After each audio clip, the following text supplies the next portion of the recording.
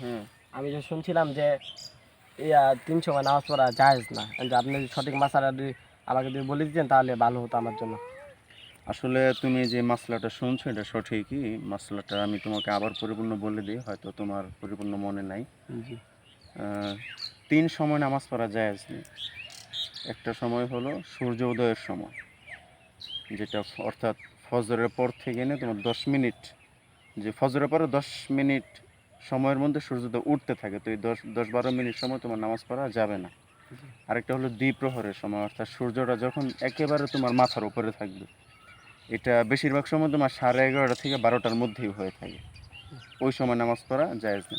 আরেকটা সময় হলো সূর্য অস্ত যাওয়ার সময়, মাগরিবের আগে দেখবা সূর্যটা অস্ত যায়, তো ওই অস্ত যাওয়ার সময় তুমি নামাজ পড়তে পারবে না। এই 3 সময় নামাজ পড়া জায়েজ নেই। ঠিক আছে, জি। আসো।